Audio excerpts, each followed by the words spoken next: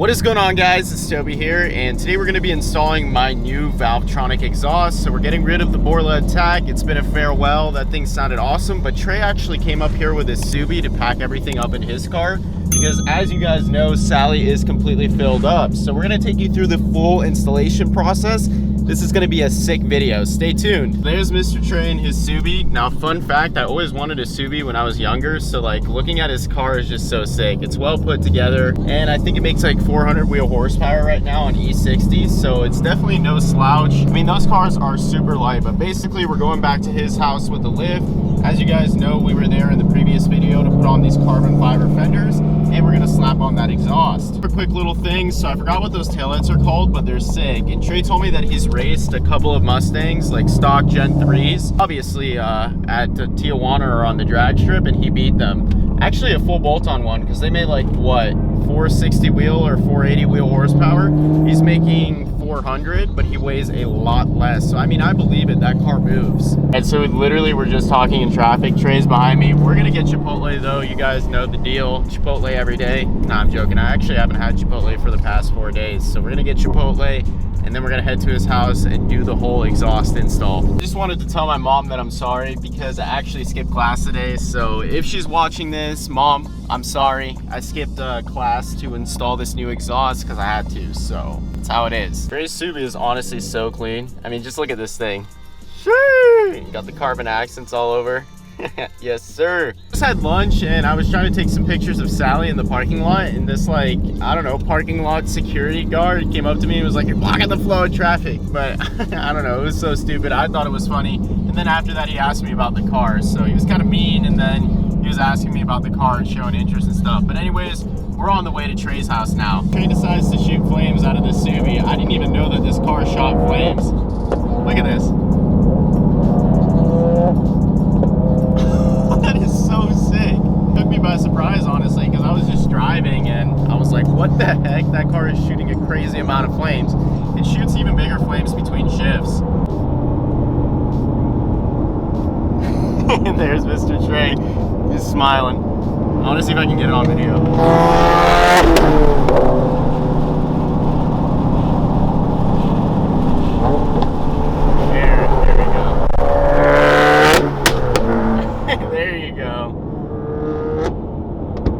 There's the baby flames. That's awesome, man. That is so sick. But anyways, I wanted to record a little bit of me driving so you guys get a comparison of the drone with the Borla Attack. So it's pretty bad. I mean, I'm just cruising 2,000 RPMs. Pretty bad drone. I mean, you can hear it, obviously. And then when I get the Valvetronic exhaust on, we'll do a comparison of the drone. All right, so he's gonna do one more pull, and we're gonna see if we can get it to do a mega pop. There we go. Oh my God, that was the loudest one so far. It's so crazy.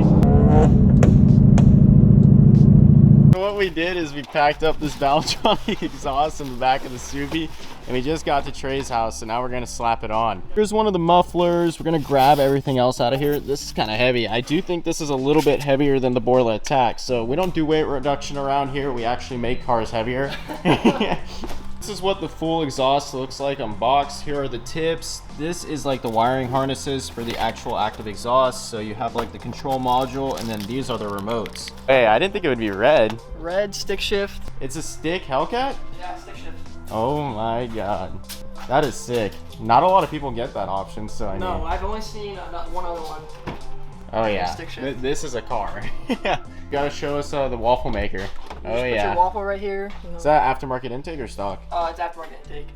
The whole point was just to make the supercharger louder. Oh, to make it whine more? Yeah. So it's open box? Yeah. Yeah, that's sick.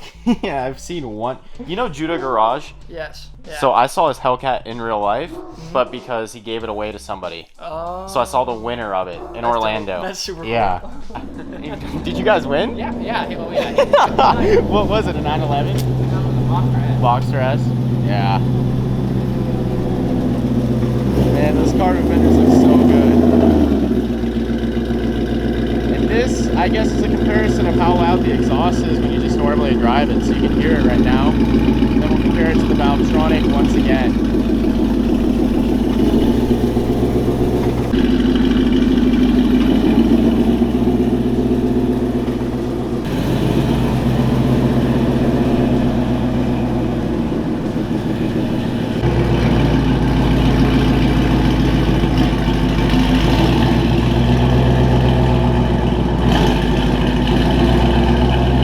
slightest bit further back and we'll be good, I think.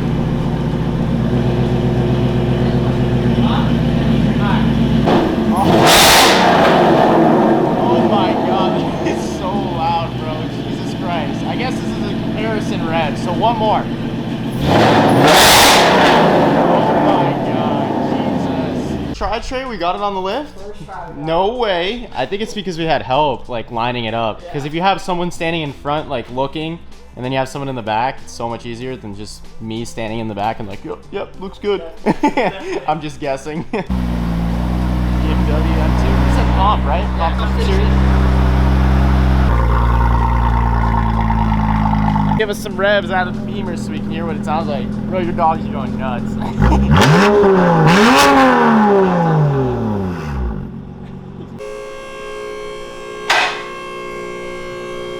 What size are these bolts here? They're all 16s? These are all 16 millimeter bolts for the exhaust. So we're gonna just completely replace all of this. We have my catted long tube headers to the right here, but we're going from here back and replacing the whole exhaust. So what we're gonna do is take off these connections right here because we need this to assemble the other exhaust, and then we'll put this all together and drop it in. You got it? So we're just taking off all the clamps right now. I got you. And then there's one more and it should just come off. Yeah, from there back, I don't think there's any other ones to do. To remove all the clamps first and then take it from there. I think you're gonna need my big and strong hands, Trey. Probably. But I wanna keep shifting to All right, Cody, I'm sorry in advance, but we have to rip out this diffuser real quick, and because this screw is not coming out, man. Yeah, it's coming slowly. You know, if you see this and you want your $200 refund, just remember that it's non-refundable. So the whole reason why we have to rip that out is because this screw with the washer is not coming out on that side, and we need this diffuser fin off to clear the muffler so that we can pull it off. So it's a big pain in the butt. Hopefully we can get it off. There's a little hack. So you use a flat head and you push down on the washer and unscrew. Is it working? bracket. This is such a f***ing plus. We're trying to get these mufflers off and we're pulling in one direction and another because this is one of the connections right here. But I think we should get the bracket off. We got to push it forward, I think, and then pull it off. Because if it's off the bracket, it'll be easier. We got one side of muffler off, and what we've been doing is using a screwdriver or flathead and hitting it with a mallet. So that is what worked to get this side off, and it kind of just fell off. Be careful with that though. What's your name again? Spencer literally had to catch that or it would have smacked the floor super hard. Is it coming off? Should we yank at it like we did last time? Yeah, yank at it first. Yeah. Okay. It's coming. Pray don't drop it. I think we need to hit it with a screwdriver a little bit.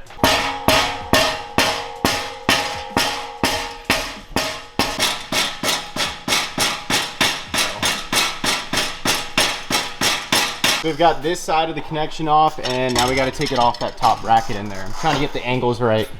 There you go.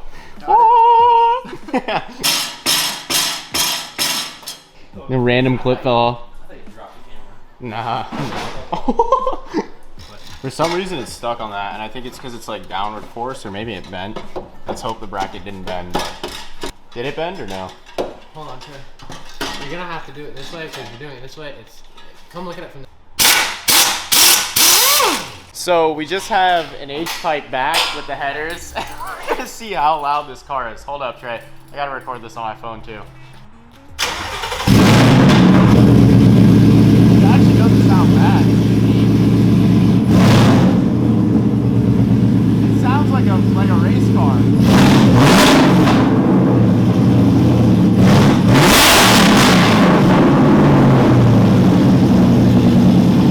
Very good. It looks like the Borla Weld just completely blew out.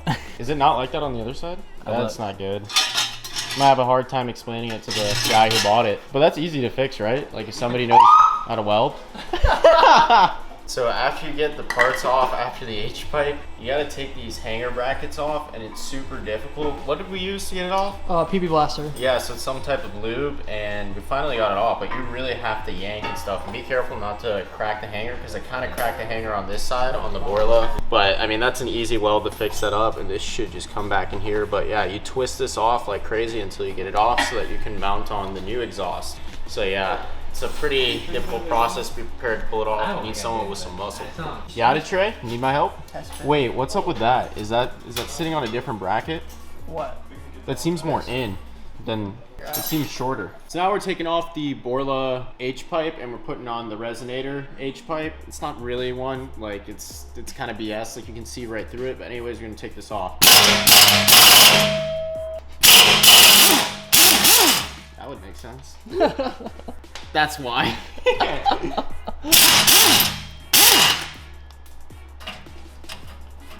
That one stuck in there too? Oh Lord. Got one side. This side needs to come off too.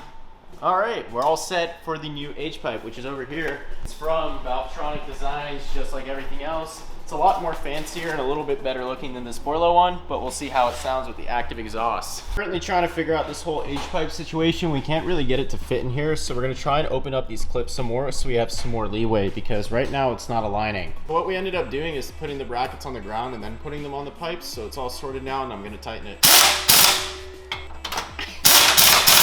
There we go. There's one side done. So what we ended up doing is flipping over the resonator. I took a really long somehow these guys finished everything by the time I came out, but it was on incorrectly, and now we're mounting it to the back with the brackets Valvetronic put on. Thank you, Trey. Got it? Oh, not quite.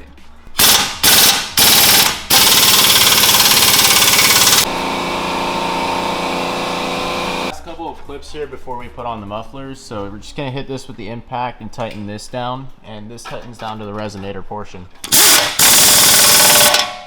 There you go, ooga dooga. So one thing I totally forgot to mention, or we just decided, is that we have to take off these brackets right here for the mufflers because it won't fit on without it. So we tried to shove it in there and it just doesn't work. So we're gonna do it the non-lazy route and remove the bolts, take these off, put them on the ground with the mufflers on the ground, and then put it back up there. These are the exhaust brackets that I'm talking about. You gotta give them some force, push it in. But there you go. If you do this while it's on the car, like, it's completely impossible. We tried, trust me.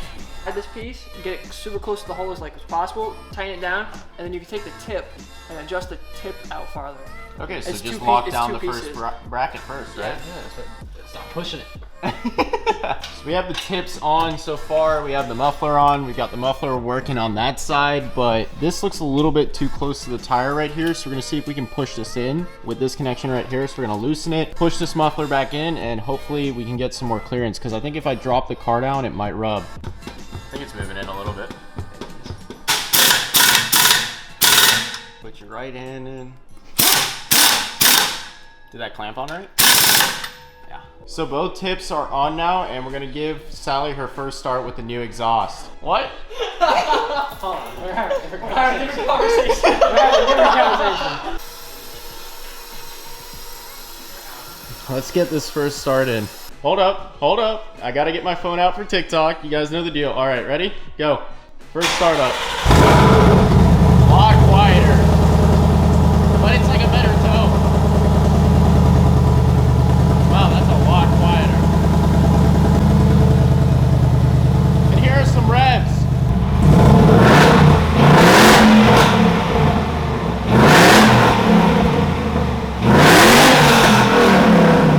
It sounds good.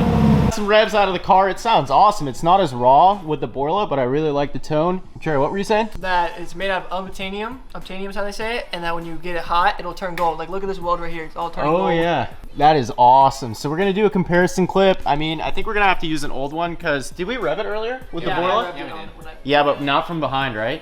No. No. So I think I have old clips of that. That's not a big deal, and we'll put that in. But basically, it's like a more refined tune. Far from behind, so I want to hear this.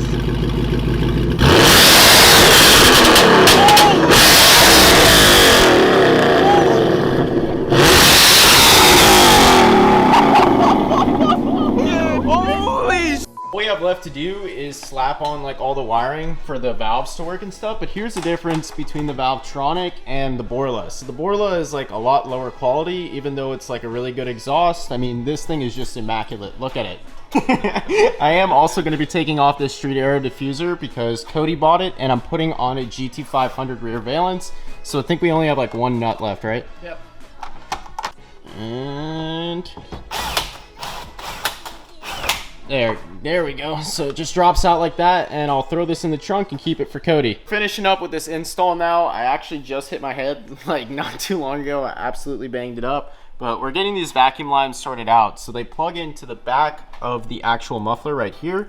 And this is how you open and close the valve. So Trey, we gotta measure this out and like cut it so that it'll reach both sides. And then, I mean, this side comes here. Yeah, we're gonna tuck it it. tees off, right? Yeah, like we have a tee. There's a tee off onto that like modulator that's in the trunk, like mount in the trunk. And so we're gonna run it through this hole up here. And so we're gonna run it up in there, make sure it's gonna reach, cut the line, clean everything up with zip ties or whatever we're gonna use, and then run another line straight up. So for anybody wondering how we're running the vacuum lines from the mufflers, we're putting it basically on the back like I showed earlier, and I ran it up through there, and then it came around right above the evap box, I think, and right through this hole. So this hole right here goes into the trunk, and that's where we're gonna put the receptor module. This right here is the actual receiver box. You just put some like Gorilla Tape on the back of it if you choose to put it where I did in this car. So yeah, it's super simple. We stuck that on there. We ran the 2 vacuum lines up through the trunk, put the T on it. Now we're gonna put it on the other side of the muffler because there's 2 spots where vacuum lines go on that edge, or this sort of, what do you even call that? He's right there. Yeah, it's like a needle or something. Yeah, it's just a splitter for the vacuum lines. Yeah, so there's one on each of the mufflers, and you need the vacuum lines on each side. So now we're gonna run that there, and then we're gonna cut it when we have everything measured out, and this should be the last connection. This is what I was explaining with the vacuum lines. So we got to connect it to the muffler right here. We ran it right up through here, and then up through the trunk, and then obviously it's the same thing on the other side. So we ran it actually through under this green part right here, through there once again, and then down to the other muffler, and then it goes into the trunk, into that red box. So this connection is to the cigarette port. So we're running it through the bottom of the trunk where we have that red box, through here where we actually put it. So this is right behind the taillight. And then we're going trunk, and I don't know what Trey has got planned next, but I think he knows what he's doing here, right? Yeah, we're gonna run it down through here, and then down all this hard plastic under the seat, and then into the cigarette lighter in the glove in the middle box. That's a great angle. Got to get the wiring on the vlog. So we ran the wire through the trunk, underneath these rear seats. They pop up super simple. I can't even speak right now, I'm so tired, but I've shown how to do that a million times because we had to lift that up for the fuel system. So when I did the DW400 pump, you just lift up those rear seats. There's like a clip in the middle, and we ran it through there, and then it's gonna go in that cigarette lighter where Trey's is on top of right now.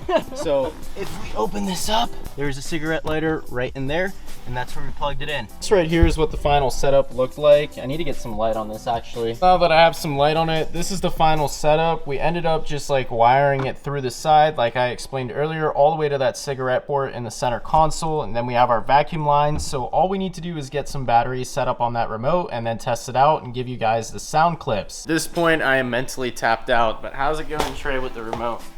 He's putting it back together. So you do have to buy a 3-volt car key battery. So it's like a CR2032, right? Yeah, perfect. And you just drop that in there and close up the remote. It should be set. This is what it looks like when it's all closed up. So everything's all set and done. Let's test it out. I think we're gonna, oh, so that's open, right? Trey, that's open, right? And then if we press this again, that's closed. So you can hear the noticeable difference. Let's get on the outside and test it out. That's awesome. So this is closed right now, right, Trey? Yeah. Okay. Let's open it up. Is this the right remote? You stole the remote, didn't you? Hey, man. Oh, so this is open. Close it. You can really hear the difference. That's awesome. Close it. It's closed. Open it, I meant. And it grumbles. Man, that sounds good. That's a really deep rumble. Yeah, I know. The valves really make a difference. But here's idling on open, right? Now let's close it. Now do a rev. Cold. Valves are closed right now. One more. All right, let's open up the valves. So this is revs with open valves. Jesus Christ, it sounds so freaking good. You know what? I didn't think it was gonna turn out this good. I thought it was gonna quiet it down and tame it way too much, but it sounds just as good with the valves open. That's crazy. Next thing that we're gonna do here to finish up the install is just wiping off the exhaust. So did you use some chrome polisher on that? I used chrome polisher, now I'm just drying. I got all the fingertips and everything else off of it. Yeah, so that's awesome. And the exhaust is changing colors. As you can see, it's a lot more, there's a lot more blue on the welds in some areas, and then it's like turning gold in some other areas. So we got to put this up like a month later up on the lift and see yeah. what it looks like. I honestly couldn't be more pleased with the whole thing. The install, I mean, that was pretty tedious, I will say. Like we had to put some work into it. I mean, banging in that resonator right here to make everything fit, that was pretty nuts. But I mean, that's not even like a real resonator. I mean, with a real resonator, you would get such a muffling of the sound, and it sounds nuts with the valves really open. See straight through the pipe. Yeah, so it's not a real resonator. What really matters are these valves in here. So it really shuts it down and makes a difference. But this is an awesome exhaust. I mean, it's not probably, it is way better than the Borla that was on it before. You can control it. It's not crazy loud all the time, but when you want to open it up, it sounds just like the Borla. Oh, I don't have to wake up the whole neighborhood every time I start the car. So this is with the valves closed. Still loud, but it's a lot toned down. That's awesome, man. This made a huge difference. I cannot emphasize it enough. So you just pulled the car out a little bit, so it makes all the loading of everything back up super easy. Now I already sold this Borla attack, so I'll be getting rid of it. But here's the look of Sally without the diffuser. So we pulled these tips out pretty far, and it looks sick.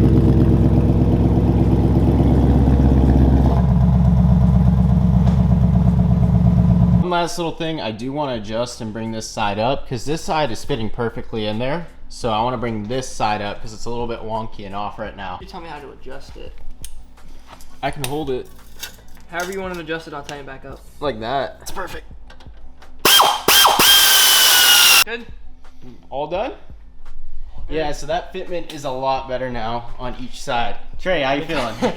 We did it! Yay! I love how it sounds. It sounds Yeah, it sounds so good. Honestly, major upgrades around here.